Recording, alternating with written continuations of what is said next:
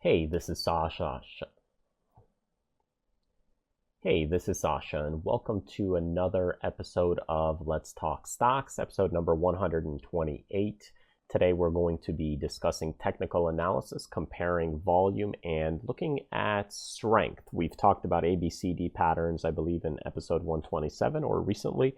So today we're going to look a little more into volume on comparing some price action volume from previous time frames. We'll look at some easy examples at first, like the weekly. I'll take a look at 4 main stocks that I picked out just to get some insight. Again, keep in mind these are training purposes, so you learn. So I'm going to show you some very clean examples first to show you what it is that you're looking for, and then other stocks may be a little more difficult to find. So keep in mind, I've chosen these examples carefully so that way if you're starting out with just at the beginning, if you don't understand anything, you should be able to follow along and then get more out of it. And then as you continue to hone your skills, keep in mind not every example is going to be as easy. So, but the things that we'll cover, you can apply it to any stock chart, but not all of them will follow the patterns or the rules simply because they move a little bit differently, simply because there's other news catalysts and things that move them. But in general, this is what you're really looking for. So in either case, without further ado, keep in mind the disclaimer. All these things, of course, are for illustrative and educational purposes. None of these things are recommendations to buy, sell, or trade any stock, security, and so on and so forth. I think all my visitors or watchers are knowledgeable and understand this. So let's take a look at the charts and just a quick insight of what's going on here with the market, and you'll kind of get your own idea with the market as we go through some of the lessons today or the examples. So in either case, we've had, let's take a look at these spiders here. We've had some massive selling volume come in just a few days ago. And when you see that with the volume coming in, then we had a slight little sideways move right there. And then now the day is still not wrapped up. It is still 1:15 here in the afternoon.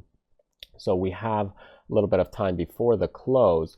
And there are some key levels that you do want to watch on this chart. So again, can we bring it back up to this price level? Absolutely. And the reason I say this price level is when we start looking at things, keep in mind that and just if we look at the S&P, any move on the retracement side, and let's zoom out a little bit. Let's go to the hourly or even the 30 minutes, so you can get an idea. If you're using fib retracements, which is just a standard pullback, standard movements, those kinds of things, if you're looking at these movements and you just take the Fibonacci sequence, let's get rid of this price line. The typical retracement of any stock is usually 50%. You can see 50% right here, and if we take this line, it hits it in a few points. So we're hitting this at a few points and we're coming right into that and somewhat stalling a little bit. Can we get into this 61.8%? Absolutely, no question about it. And again, you can see how that lines up very nicely. It's right in that gap area as well. And there's a few price points that hit in this level as well. So if you're taking it from the swing point right there, you can see how it's coming in right there. And that key line is that 2260 level. Now, if you're doing it from a higher point right here, it'll be a little bit higher. Or if you're doing it from the main swing point right there, then if you look at it right there, our 38.2% is right around that level. Our 50% is kind of right here at that price point. So in either case, the highs, 2363 is kind of what you're watching. If you do it at this price level or this price point, you can see 2360 lines up nearly perfectly. So it's very interesting how this works out. In either case, what I'm really watching is how it goes in to these price movements. So ultimately, if I'm watching how the price action from here comes up into that level. And that's the whole point of the discussion in today's lesson. So how does the previous price action of volume compare to the current movement or the recent trend. And if I gave you a simple example, just in speaking terms, what we're doing here is we're comparing a tug-of-war. Okay, so if we draw a little line, and the center of this line is somewhere in the middle, okay? And what you're doing is you're comparing the number of people on each side of the tug-of-war. So if we'll say that one side, let's say the left side is the bulls, let's say the right side is the bears, and what you have is you have people on this tug-of-war line, okay? So you have one person maybe on the bulls, 2 people, 3 people, 4 people, okay? Let's say they are all equal strength. So you have 4 people on the bullish side, okay, pulling on this rope, and then you maybe only have 1 person on the bearish side pulling on the rope. Which way do you think it's going to go? So if you have this tug-of-war, you have 4 people on the bullish side on the left side, and you have 1 person on the bearish side pulling, and they're all equal strength, the bullish side is obviously going to win. Now, if I continue to stack more bears, okay, more bears on, let's say, that right side or on the bearish side, so we have 1, 2, 3, 4 people, okay, now we have 5, okay, let's remove 1. Let's say we have 4 and 4, and they're all equal strength. Well, the law of nature states that prices wouldn't go anywhere. They might go up 1 point, then down 1 point, up 1 point, down 1 point, but they wouldn't shift because everything is equal. Right? As you continue to stack more bears, and let's say we have 2, 4, 5, 6, 7, 8, let's just say we have 8 or 9 bears compared to 4 bulls, which way will prices go? Well, they will go into the bearish side, right? Into the bear's favor, which means prices would sell off. So the more strength you have on one side, the more likely price will move in that direction. And that's really what stocks do. So how is this example relative to stock prices? Well, it ultimately comes down to volume, okay? Volume is the key, and reading volume at a certain price level is important. And many people don't understand how to do this. So I'm going to share with you in this video how to really do that and look at volume. Now, TC2000 doesn't do a very good job of this, but they do have a volume at price. And when you add this indicator, what it does is it adds kind of the bullish levels and bearish levels at a certain price level. Now, I find this is okay, but it's not ultimately the best indicator to watch. Even if you have a better platform like Thinkorswim or any other platform that actually does this even better, it's still not as good as doing it yourself manually. And the indicators are there to help you, save you time, but they're still not the best. So I'm going to show you manually how to do this and just kind of give you a guideline so that way you can really understand beneath the surface, because ultimately if you understand how things work, you know, you then get a good grasp and sense of things underneath the engine rather than relying on an indicator. You then know how to fix the engine. So anyways, the simple example I'm going to share with you is JPMorgan, and we're going to look at the weekly charts just for getting started. Keep in mind, I've picked these examples out so you really just understand what you're looking for, and not every example is going to be this easy, but think of it as, you know, if you're looking for a perfect runner, if you're looking for a perfect basketball shot, if you're looking for something that's, you know, ideal and what you're striving to go for, then you evaluate, let's say, a Michael Jordan on a perfect basketball shot of how to shoot the ball. And you're trying to mimic and replicate these things. And the same thing here in stock charts.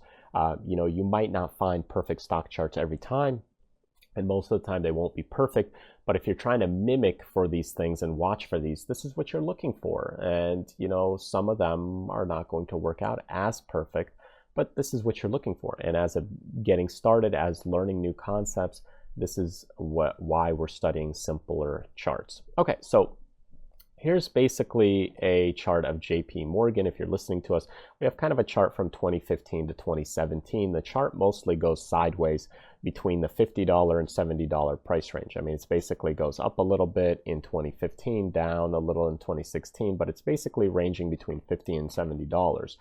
Okay, now we do have a breakout in November of 2016 to the upside at, $71, and now that stock went into the $90 range up in 2017 right now currently, and we have a slight little pullback. So here's how you look at this stock chart. You basically tell yourself a story, okay? And you look and evaluate the volume. So this box that'll pop up on the side, as we get into these higher prices and change direction. So you're looking for a change of direction, which is basically known as swing points, okay?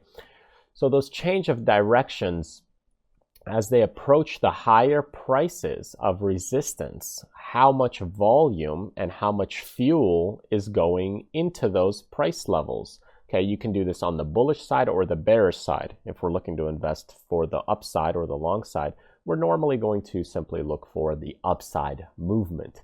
Okay, so in our case, I have 3 here circled, one in 2015, another one in 2015 that didn't reach it around $70, then $68, then another one around $65. So if we look at volume and we start comparing the volume, okay, you look at this box right there, you can see that's based in millions of shares. Okay, so 65.4 million that we came into it. So this is what I'm always looking at when I'm comparing it. And this box refers to the volume here. Okay, so here, this volume, as we go up and try to break the $70 price level, I have 85 million shares to the upside. I have 65 million shares also trying to get to the upside, but it was a red candlestick. And then we kind of sell off. It's 66 million. So this is the weekly. So 65 million for the week. Didn't happen. Didn't work out. Not enough people on the tug-of-war for the bullish side at 65 million. Here we got 74 million, and that is in November of 2015, 74 million, and then we rejected it with 64. Again, not enough volume, not enough people on the tug-of-war side to push this stock higher. As we get into 2016, we try to break the $66 price level, and the volume there was 61 million for the week, 60 million for the week. It didn't even have enough juice to get into the $67 price level, not to mention breaking the $70 price level. Just couldn't do it. The way it happened and where this happened, the break happened, was in November, really the election time, November of 2016. And here, if you look at the weekly volume, pretty clear that right here we had 168 million shares, which is a lot more than what we've had in the past, which was right around 65, 80 million shares. So when you compare that line, you just draw it over, you can see it's much bigger, obviously, for the week right there. So ultimately, there's way more people on the tug-of-war side. On the bulls, boom, they ripped the cord and allowed prices to continue higher. There's enough juice, enough gas in the gas tank to take things higher. So if we compare this price volume, 65 million, comparing it to 168 million, it's a lot bigger, okay? 65, 85, 66, comparing it, it's nearly 2 to 3, 2.5 times bigger on those price levels, allowed the prices to move higher. Fairly nice and easy example to spot. And if you were watching this, you can see that even if you got in a little bit late at $73, you still would have been fine because the gas in the gas tank was that strong. Now, sometimes if you get a break of, let's say here we have 65 million and 66 million on the rejection in 2015, and then you get a break of, let's say, 90 million or 100 million, it's not as strong as 168. The more volume that you have there, the stronger the move usually to the upside. So that's important to factor in. The other thing that we're factoring in is the time value, okay? Just like it takes time for people to get on your tug-of-war side, okay? It takes time. Here, it also took time. We went from a 2015 time frame. More people are getting in there, buying at value places, that it took a little bit of time to digest that. And that's why that sideways move from 60 to 70 took a little bit of time to build.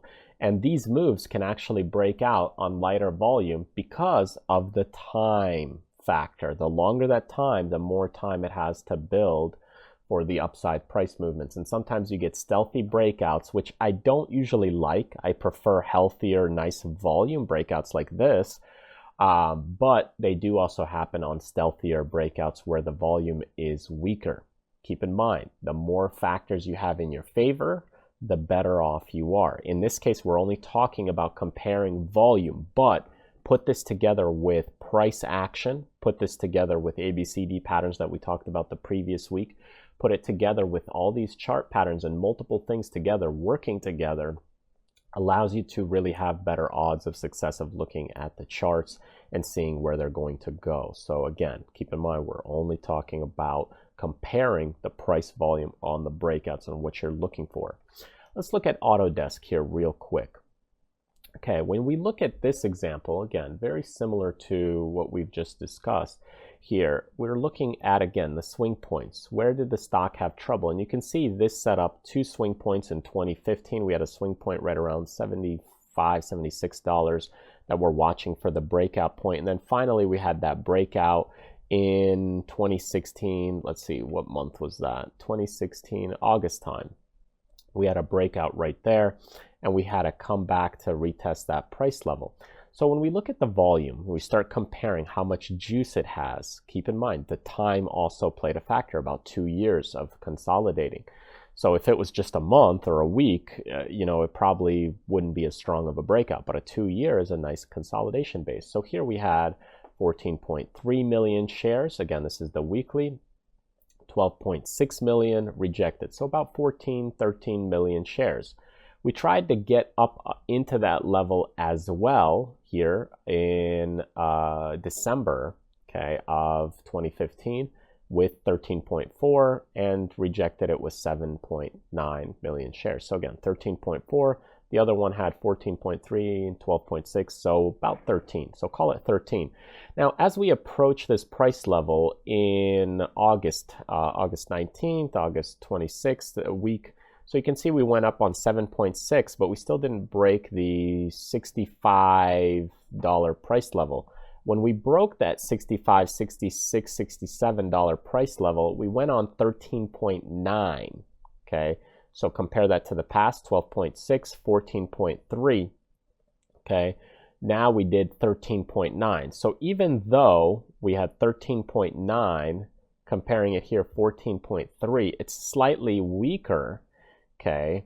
It's slightly weaker than the first initial blow. It had that time factor to build that new energy. The more people were able to get on that side. Right? If you compare it to December, okay, 12/4, December 2015, we had 13.4, 7.9 rejection. Here we had a break of 13.9, so just slightly higher, but that's what allowed that stock to push through. Combining it with looking at the volume contraction, right? So you look at how volume contracts between 2016 and the breakout, we had the volume getting weaker and weaker and weaker, right? Lighter and lighter, building for the next move. And that's what happened. More and more people were getting on a certain side, in this case, the bullish side, and also combining it with a double bottom here in 2015 to 2016, right around October to, March, double bottom there at around $45. Then you had a creation from 2016, a higher lows being created right there. So again, combining it with price patterns allows you to see things. And then we had our breakout. Now, if we start looking at things a little more specific, now you really get to see it, okay? So we're looking at the volume, okay? Things broke out. Volume was in there, large volume coming in, obviously with the earnings, I would imagine. And then we come back to retest that. And how do we retest that? Well, you retest it on lighter volume. Keep in mind, typical retracement, pulls back, comes back, retests these price levels, and then you want to see a bounce. And that's exactly what happened.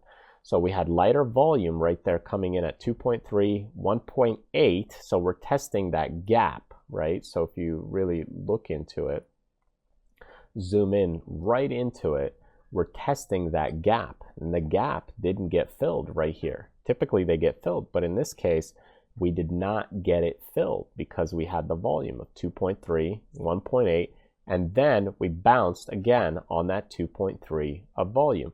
Then volume picked up and we got 7 million the next day.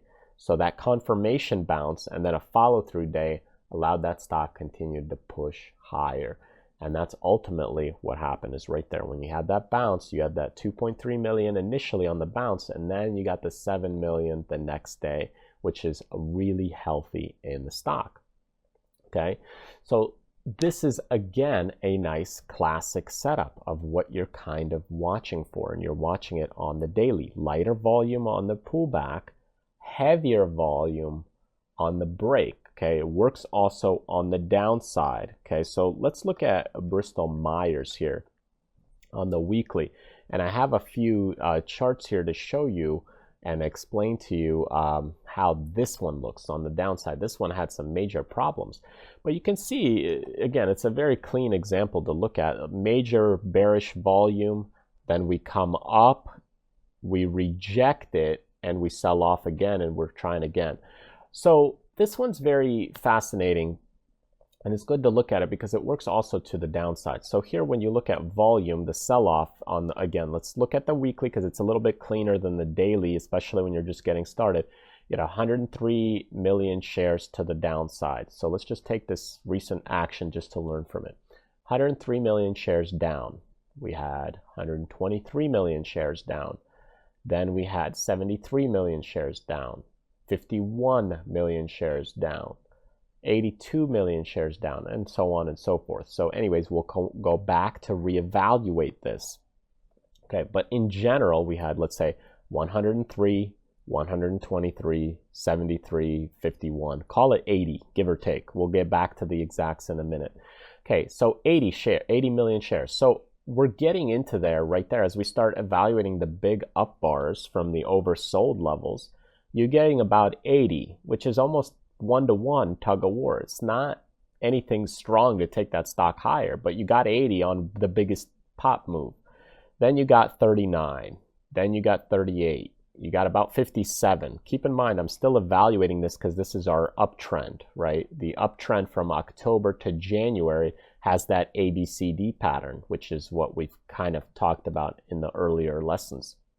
So here we have 48 million, 53 million, 27 million, 19 million, 35 million, 49 million down. Now we start to break down again. Why? Well, because when you compare 123 million, when you compare 73 million, you compare this volume relative to what it's trying to go into, right? So if you take this and look at it as one bar rather than multiple bars, the downside action from August to September as one bar, and you look at this as one bar, how much volume is going up versus how much volume is going down, which is stronger, right? Let's add them up on a tug-of-war basis. So here, I'll just do some adding here for me on my little sheet of paper. So let's say here we have 103, okay, million. We have also 123 million. Okay, then we have 73 million. After that, we have about 51 million. We have 82 million. So those are kind of the main ones. Okay, so to the upside now, we have 81 million. Okay, then we have about 39, 38, so 39, 38. Then we'll have 57, 48, I'll give it to it, 57, 48. And then we have 53 and 27, 53, 20. There's a lot more days always to the upside because it's always slower. And then we have 19, I'll give it to it, and 35. 19 and 35. Okay, so if you do some adding and some math, let me just do a couple of quick math calculations here and see.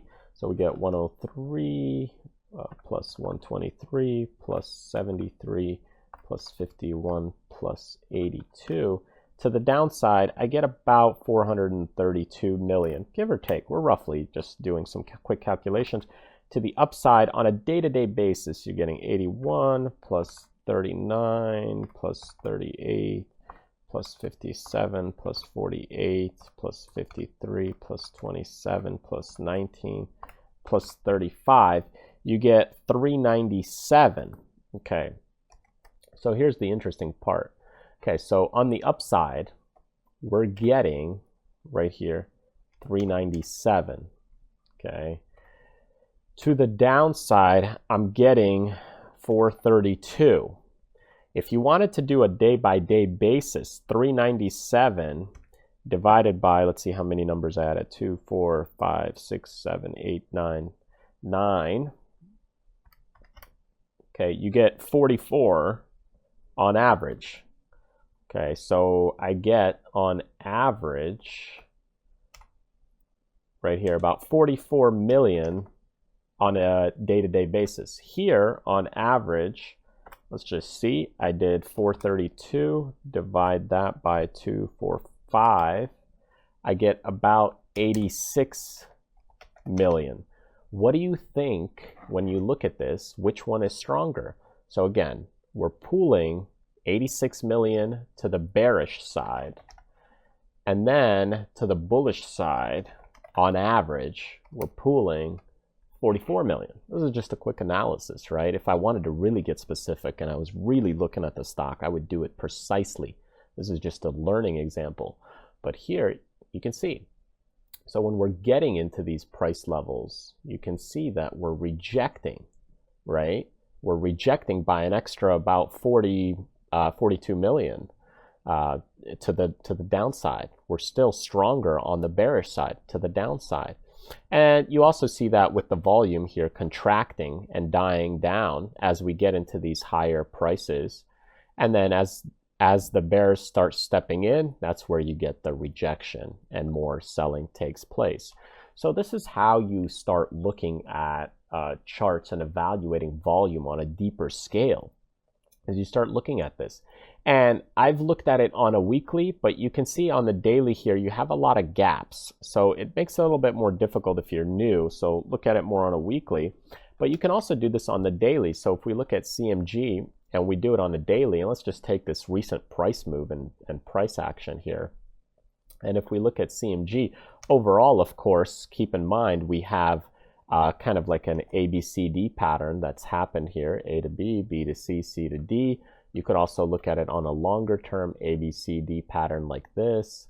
Okay, so we still have those kind of patterns. But just to show you how you can do this on the daily or even the 10 minutes, keep in mind it's less reliable on those time frames. The shorter the time frame, the less reliable for the longer term, because you have strength that comes in from all areas. But on the intraday action, it's just really more day trading or, you know, more smaller time frame traders, right? So in either case, looking at this big bar that we have here, this is February 5th, 6th, 4th, that we're looking at all the way till about February 21st, where we basically have a one big down bar, and then we have this retracement that goes back almost exactly to that same price level. So this big down bar, you can see, is 3.6 million shares, 3.6 million shares. And we went from the highs of 434 to the lows of 402. So about a 32-point price spread, 32 points we went in CMG on 3.6 million shares. Now to the upside, as we start pushing into this, compare that with 1.3 million shares of volume. Okay, we have 3.6 million shares down, right? Then another 1.5 million. And now you got 1.3 trying to push it up. You got 1.1 trying to push it up. You have 1.3 trying to push it up. Doesn't really work. And then right here, we're getting little movements sideways. And then again, only 640,000 trying to push it up. Then you get 800,000 trying to push it up. 559 trying to push it up, 543 trying to push it up, 911,000 trying to push it up. You don't even have a million shares trying to push it up, whereas here in one day we had 3.6 million. And here the day-to-day action is not even over a million most of the time. There's one day that we had a counter trend bounce, probably the shorts taking some profits, but we had a one-to-one retracement. Basically, it came up to the highs right there, and what do you know? There's more sellers overall than buyers of this stock. So again, the stock continues to roll over. So in this case, I looked at it from a day-to-day comparison. So here I looked at 3.6 to that bar, right, going up on 640,000. Then again, I looked at 3.6, comparing it to the next bar. I did a regular comparison. In the previous example with Bristol-Myers, we did kind of an average, a general calculation. When do you use one or the other? Well, you could do it either way, but when you're comparing shorter time frames, it's not always as applicable to compare and do the average. You're looking at multiple factors as always. So here, if I added 3.6 million, and then I started adding 1 million, 1 million, that's already 2 million. It doesn't work in this way because I know the volume, the energy is a huge tug down. So that means you'd probably want to compare on a day-to-day basis. When I looked at Bristol-Myers, this was another way to look at it. So I gave you a variation of averaging prices since we're looking at a longer time frame. Since it's multiple weeks, it's a little bit easier to average. Can you still compare 103 million and 123 million and 73 million? So here, if you look at 73 million right here, and we look at Bristol-Myers at 73 million, and we look at that bar, we go across, and now we compare that price action at that price level. So let's look. 73 million, compare it to 27 million, definitely weaker. Then we get some more action down. Then 35 million, compare it to 73 million. No, it doesn't have the juice. Okay, so you can see this works a lot in the same way, that if I compare it price to price, the volume at that price level, it doesn't have the energy. So what happens? We sell it off. My goal to average and show you the way that the averaging concept works was, again, just an educational teaching purpose. But you get the same kind of concept or viewpoint. You get to the same conclusion that there's not enough energy. The key is, though, looking at the overall behavior, putting multiple things together to seeing the bigger picture. Now, one final point is that this doesn't work all the time perfectly. For example, GoPro right here, even if we look at it to the downside here, because this stock had a massive run up early on in its days, there's a lot of positive sentiment. The sell-off initially right here was 43.4 million in 2014, 43.4. So when we tried to get back up above it, it was on 45, but it still couldn't handle it because too many people were antsy to pounce on the stock. That's why you have to take into account the overall company. You have to take into account the overall market on that company and where it's been. So here we had 43 million to the downside, and to the upside, you actually even had 88 million in June, July of 2015, but it couldn't take it higher. So then you had a little sideways action of 29 million and 25 million, and it couldn't break it. That's why you're looking at this 43, and even though you compare it and there's 88 million, you have volume, but you don't have price. That's why I always say you need price, you need the volume, and you need the behavior. You know, is it acting sluggish? And here you had volume, but you didn't have the price. Okay, so you needed the price to also move with it. People weren't willing to pay it. There was a lot of people trading at those levels, but they weren't willing to pay for it with their money. So in the end, we act a bit sluggishly for a few weeks, and then things roll over. And this sets up a classic A to B, B to C, C to D pattern that I talked about years ago when this was setting up for this retracement in this level. And people were like, oh no, it's going higher, don't worry. And we end up rolling over. And if you do the calculation of the Fibonacci sequence, let's just, for curiosity's sake, where was that pullback right there? From these all-time highs, you almost got into the 50%. If you do it more around the closing prices, you pretty much get right into the 50% in that pullback. So it works out fairly well. If you do the distance, here's our A to B. Again, we got 59 points from the highs. From just the regular area, you got about 52. So taking it from here to here, look at that, comes into the $8 level right at $52. So in either case, I hope this was helpful, gives you some insights at looking at volume, maybe from a different way, different perspective. There's some calculations you have to do. Yes, this is a business. You have to work it. It's not just a give me the stock. You have to do some number crunching. But ultimately, if you look at things, you set things up accordingly, you do your calculations, you can see you're watching the volume, the price action. You can see how the volume plays a large role at which direction that stock will go. Thanks again for joining me today. I hope you enjoyed this week's video. By all means, don't forget to sign up to my newsletter list so that way you get insights of when I release new videos, new courses, and any news that comes out. And don't forget to do what you love, contribute to others, but most importantly, live life abundantly. I'll see you next time.